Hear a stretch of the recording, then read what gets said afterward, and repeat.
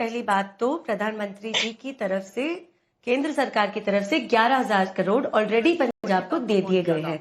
तो ये जो बार बार हल्ला मचाया जा रहा है, इसको रोक दिया जाए। दूसरी बात, प्रधानमंत्री जी हर पल हर मिनट कहाँ होते हैं, देश के लिए कौन सा काम कर रहे होते हैं, देश की हर एक नागरिक को पता होता है।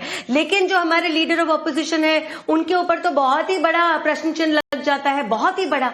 छुप छुप के घूमने जाते हैं, गलत समय पर गायब हो जाते हैं। अरे कई बार तो एसपी जी को चूक देकर ये घूमने जा चुके हैं। तो इन सारी चीजों के ऊपर हमको सवाल उठाना पड़ेगा। अच्छा, ये सारे लोग पता नहीं भूतकाल में क्यों रहना चाहते हैं। आज वर्तमान की बात करिए, आज के चुनाव की बात करिए, वो आप करना नहीं चाहते। भूतों का आपको वोट चाहिए, इसीलिए आपको एसआईआर से परेशानी है। आज के चुनाव पर आप कोई भी काम की बात नहीं कह पाए, इस बात को आप याद रखें। अच्छा, नैतिकता की आप बात बार बार कर रहे हैं और मेरा नाम लेके कर रहे हैं, तो मैं आपको बता दूं, आपने एक रिटायर्ड जज को टिकट दिया, आपने उनको सपोर्ट किया, कहा गया भाई आपका अब इंडिपेंडेंट जुडिशरी का रोना गाना। और ये वही जज है, ये वही जज है जिन्होंने भोपाल गैस ट्रेजेडी का केस फिर से खोलने से इनकार कर दिया था। किसको बचाने के लिए? गांधी परिवार को, राजीव गांधी को बचाने के लिए। ये भी हमको याद है। जब वोट बटोर रहे थे तो ये किसके पास पहुंचे? लालू यादव जी के पास, जो आज सांसद भी नहीं है, जो वोट भी नहीं डालेंगे। वहां जाके वोट मांग रहे थे। अब क्या कर रहे थे वहां जाकर? कौन सी नैतिकता की आप लोग बात करते हैं? ठीक है शादाब, माफी के साथ बहुत देर से आपके पास आया। सवाल है कि ये हताशा है, संघ भी लेकर चले आए, संविधान की ठेकेदारी भी ले ली, ईवीएम की भी बातचीत कर ली। हालांकि आज तो आप लोग शायद विपक्ष के साथ ही खड़े हैं।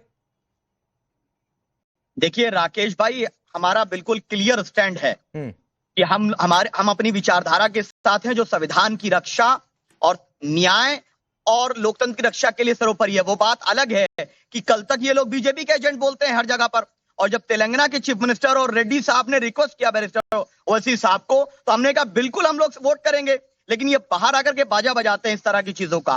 दूसरी चीज ये कि समाजवादी पार्टी के 8 लोगों ने एनडीए के फेवर में वोट किया है। जरूरत पड़ने पर हम उनका समय आने पर नाम भी बताएंगे किन लोगों ने एनडीए को सपोर्ट किया है। समाजवादी पार्टी के 8 लोगों ने वोट किया है, लेकिन एमआईएम ने, बैरिस्टर ओवैसी साहब ने बिल्कुल ये चीज क्लैरिफाई की है कि हम विपक्ष के साथ हैं। और ये लोग जो इल्जाम लगाते हैं बीजेपी का एजेंट होने का, असली बीजेपी का एजेंट तो समाजवादी पार्टी साबित हुई है, वो बीआरएस साबित हुई है।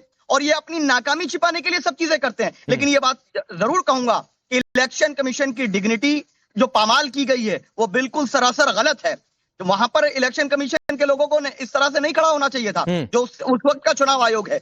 जब वीपी का इलेक्शन हो रहा है तो प्रेसिडेंट, अगर प्रधानमंत्री वोट डालने आते हैं तो प्रोटोकॉल का पालन होना चाहिए था। लेकिन सवाल यह है कि जो लोग हम पर आरोप प्रत्यारोप लगाते आए हैं, जब जरूरत हमारी पड़ती है तो बैरिस्टर ओवैसी साहब को फोन करते हैं, और जब जरूरत को पूरी हो जाती है तो बीजेपी का एजेंट बोलते हैं।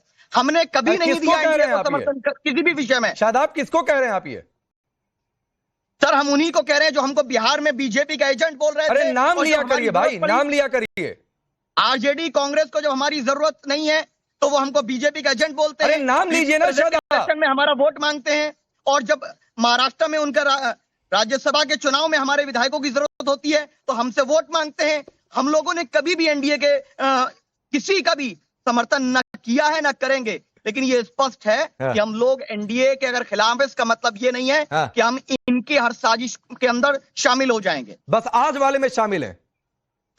हम लोगों ने इस क्लैरिफाई किया कि हम एनडीए के खिलाफ हैं, और हम लोग तो हमेशा इनके साथ आकर के तमाम उन सांप्रदायिक ताकतों को हराना चाहते हैं। ये लोग चुनाव में सांप्रदायिक ताकतों से मिल जाते हैं। चंद्रमोहन जी, ये बहुत बुरी बात है भाई। ये बार बार कहते हैं हमको ले लो, ना आपने महाराष्ट्र में लिया ना बिहार में लिया। आज भी इनका दुख निकल कर बाहर आ रहा है। ऊपर से आप लोग एजेंट बता देते हैं, ऊपर से आपकी पार्टी के एक नेता कह रही हैं कि जो चुनाव से बाहर चला गया चुल्लू भर पानी में डूब मरे। इतनी फ्रस्ट्रेशन क्यों हो जाती है? लेकिन इसमें आपने एक ही देखा, उन्होंने एक और बोली है कि संविधान का उल्लंघन किस तरह चुनाव आयोग खड़े होकर वीपी के इलेक्शन के अंदर कर रहे थे, उस पर आपका ध्यान नहीं गया। मैं उस पर भी आऊंगा, क्योंकि उस पर ध्यान देंगे तो कहीं कोई नाराज हो जाएगा आपसे। आई कमिट के उस पर आऊंगा। जिस पे देश को जोड़ा, दारोमदार जिस चुनाव आयोग पे टिका हुआ है, वो हाथ बांध के देश के प्रधानमंत्री के आगे नतमस्तक है। और अगर एक विपक्ष का नेता वो कह रहा है, उस पर आपका ध्यान नहीं जा रहा। नहीं, उस पर बहुत ध्यान है कि विपक्षी एकता कैसे के बाद उस पर आऊंगा और उसको कैसे तोड़ा जाए। मैं कोई मुद्दा नहीं छोड़ता हूं चंद्रमोहन जी।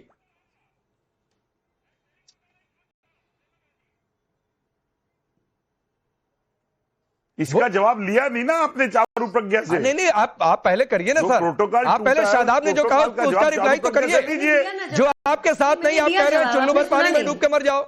शादाब को आपके साथ आने के लिए बेचैन है, लेकिन आप साथ नहीं लेते हैं, आप एजेंट बता देते हैं। शादाब ने जो कहा वो उनकी पार्टी का वक्तव्य है, उस पार्टी के वक्तव्य में जो उनकी पार्टी ने उनको दिया वो कह दिया, लेकिन साथ में जो प्रश्न उन्होंने संविधान और लोकतंत्र उस पर आपका ध्यान नहीं किया। जानना चाहता वो जानना ज्यादा जरूरी था। जानना चाहता है कि आप नहीं चाहते विपक्ष एकजुट हो, कि आप नहीं चाहते कि बिहार के अंदर जो मुख्य मुद्दे हैं उनको साथ मिलकर के बीजेपी का मुकाबला किया जाए, फिर बाद में आप रोना रोएंगे कि आपकी वजह से हार गए, आपकी वजह से हार गए, अपनी नाकामी छिपाने के लिए फिर आप नौटंकी करेंगे।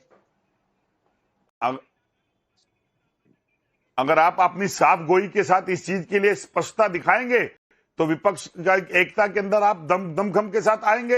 अरे कहाँ है, ना महाराष्ट्र में आए, ना महाराष्ट्र में आए, ना बिहार में आए। मैं राजगोपालन जी आपके पास आता हूँ, रुक जाइए सर। अगर आप एक बात बहुत बार बार आई, हालांकि मैं उस मुद्दे पर डिबेट में नहीं जाना चाहता था, एक बात बहुत बार बार आई है कि प्रधानमंत्री पहुंचे तो इलेक्शन कमीशन के लोग खड़े हो गए। एक बात मैं आज जो जानना चाहता हूं, ये जो वोटिंग होती है उपराष्ट्रपति पद की, ये संसद भवन में होती है। सामान्य तौर पर जो देश के दूसरे चुनाव होते हैं वो देश में अलग अलग जगहों पर पोलिंग बूथों में जाकर होते हैं।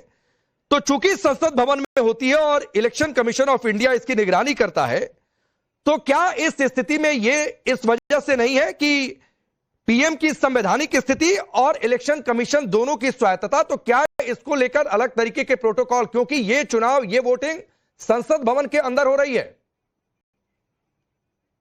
पांडे जी, एक चीज मैं स्पष्ट करना चाहता हूं, आने वाले दिन में तब डॉक्टर मनमोहन सिंह साहब प्रधानमंत्री थे, उस टाइम पर भी इलेक्शन कमीशन का आदमी लोग खड़े हो गए थे।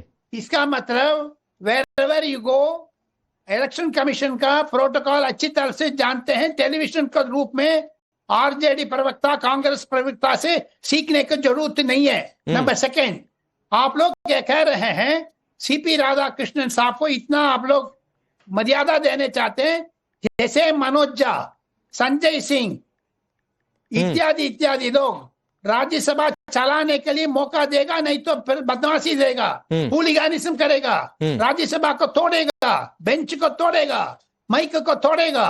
ये करने के लिए कांग्रेस, आरजेडी, सारा कम्युनिस्ट पार्टी इकट्ठा हो गया।